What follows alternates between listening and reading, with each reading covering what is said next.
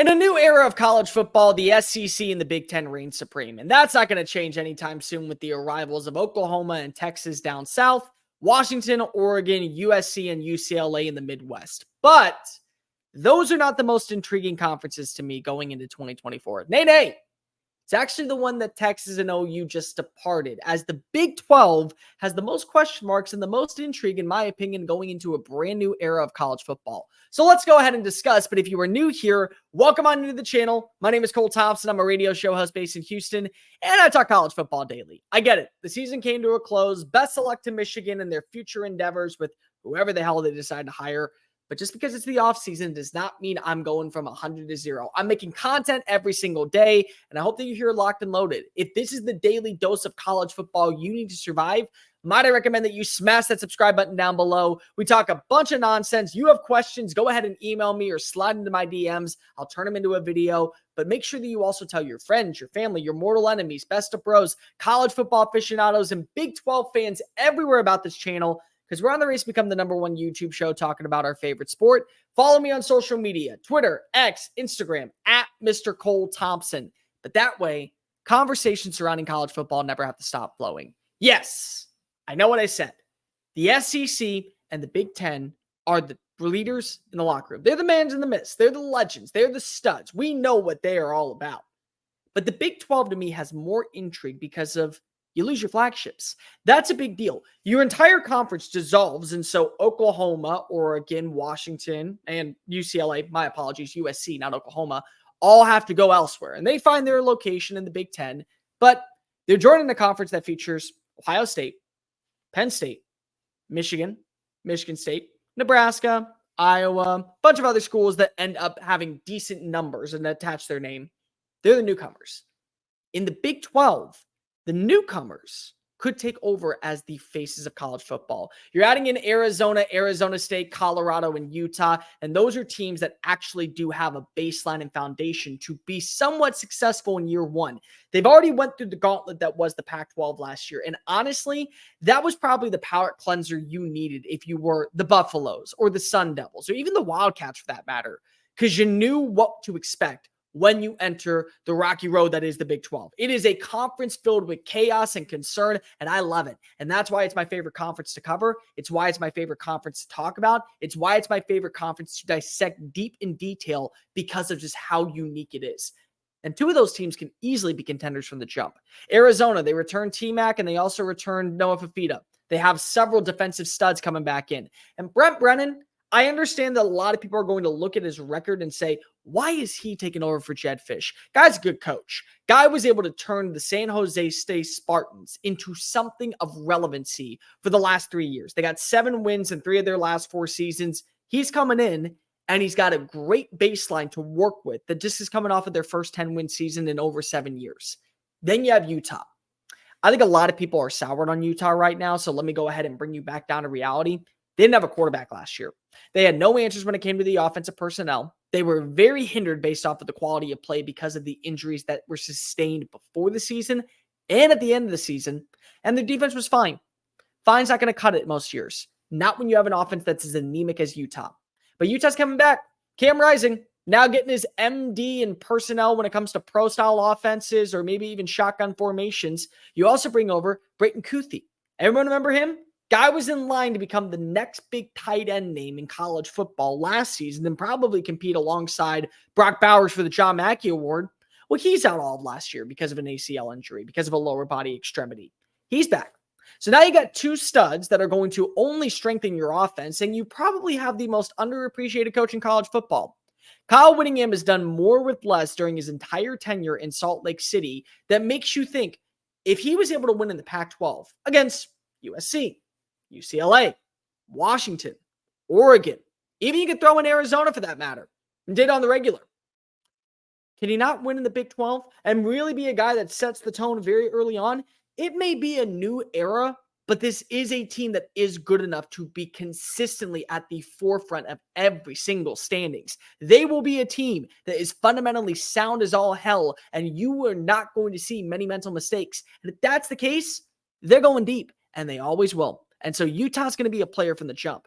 Then you have the second-year standouts, BYU, UCF, Cincinnati, Houston. Houston hit the jackpot this offseason. There is no team I am more excited for in the Big 12 next season than the Cougars. And it's not because I live in the city. It's because of the man calling the shots. Willie Fritz was the only phone call you could make besides maybe Jeff Traylor, and you knocked it out of the park. He's locked in. You've seen the success story of what he was able to do everywhere, and every program was better off in the next coach's hands when he departed.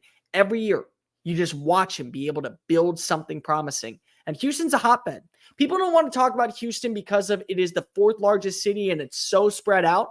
But if you go to like Conroe, you go to the Woodlands, you go to Katy, you go to Magnolia, you go to all the little areas around it, it is a destination for players. And now that you carry that Big 12 logo next to your name, the schools that used to be considered, Baylor, Texas Tech, maybe if you really want to, throw in TCU or Texas State, or maybe if you really want to go that much deeper, we can throw in an Oklahoma State.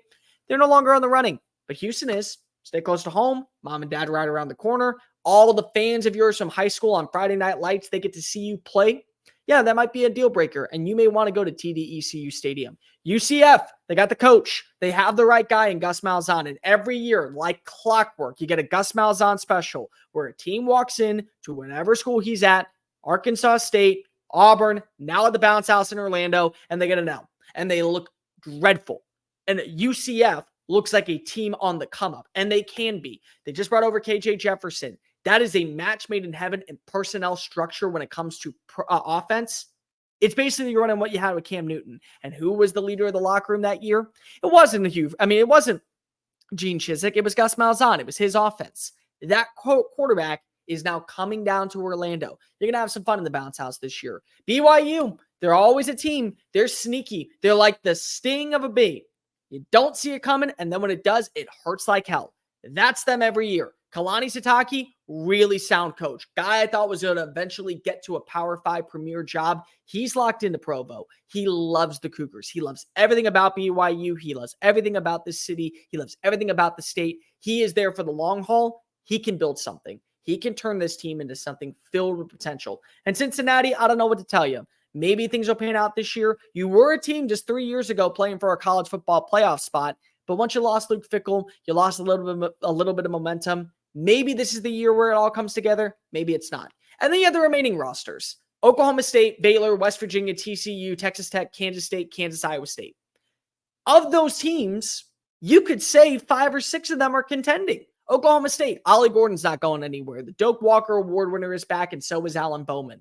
West Virginia, you were the surprise team of the entire Big 12 last season. Everybody, almost every single person in the media voted the Mountaineers to finish dead last, and all they did was hit their pickaxe and kept climbing up that mountain until they got to 8 wins. They're a team that you need to be paying attention to. Neil Brown, he's a good coach. Garrett Green, back for another season at quarterback. They could be building off something special in Morgantown this year.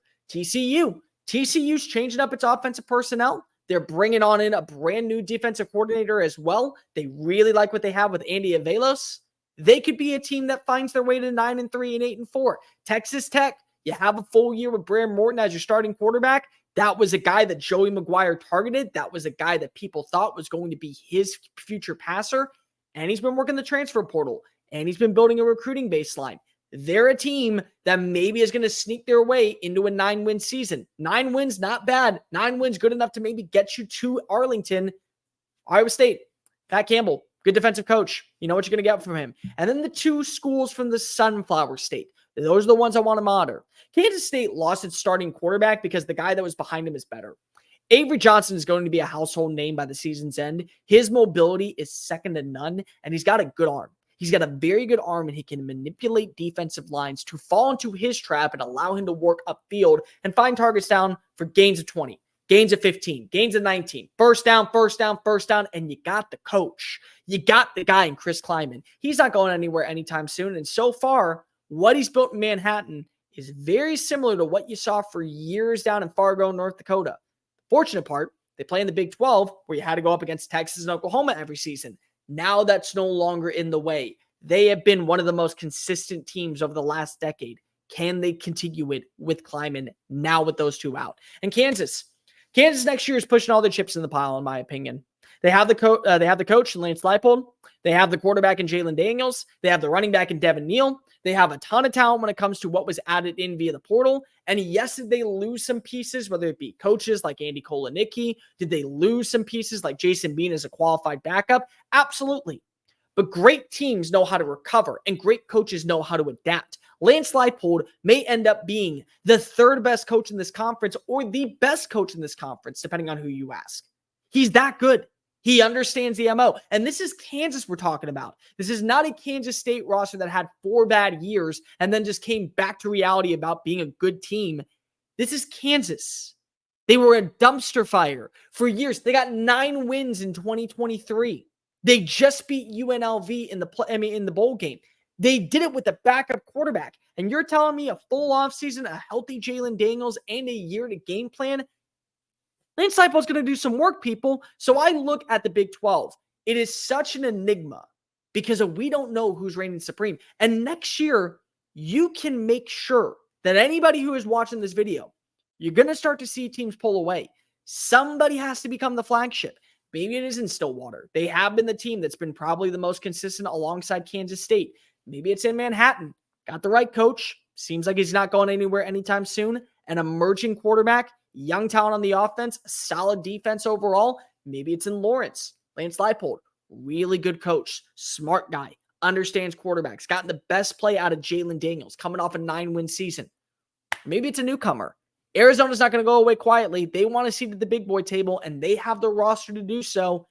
And Utah's about as fundamentally sound as you can possibly get. They, in my opinion, have the most underrated coach in college football. In my opinion, they have one of the best rosters in college football. They're a team that you don't want to mess with. And what's going to be the really interesting part when it comes to the Big 12, how does the playoff committee view them? Because one of them's getting in. Utah, Arizona, BYU, Houston, Oklahoma State. One of them is going somewhere next year.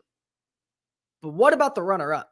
What if they go 11-1 and they just lose to Arizona in Arlington? Let's say it's Utah. Let's say Utah runs the table, but they lose to UCF. Gus Malzahn special on the road. But you go undefeated outside of that, and you're on the outside looking in. Is the playoff committee going to justifiably put you in, or are they going to lean for the SEC and the Big Ten? How do we view the Big 12 and the ACC from the outside of the other two conferences? How do the voters, how do the committee decide what are the best teams? Because you look at a team like Utah, they go 11-1 throughout the regular season and then 11-2. That's a top 10 team.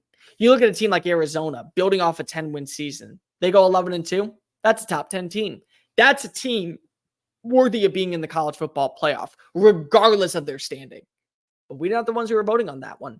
The committee is. How do they view it? Next year is going to be a really big time year for the Big 12. We have no idea what to expect when it comes to the new coaches coming in, the new programs coming in, who's going to be the standout, and who's going to be taking over for the long-term future. I got money on Utah. I really like Arizona with what they have. Oklahoma State's not going to go away quietly anytime soon. Kansas State means business. Maybe Kansas is a team to watch for. Maybe Texas Tech. Joey McGuire. I'm telling you, people, guy is a smart cookie. He understands the game of football better than most. Maybe the Red Raiders are rocking and rolling as the flagship of the Big 12. But either way, to me, next season, Big 12 is the conference to pay attention to. And it's not going to go away anytime soon either. Hey guys, thank you so much for watching that video. Don't hit the X button yet. Make sure you hit subscribe to keep up with all of our daily content found on Just Saying It and anything else that we post on this channel. Bye.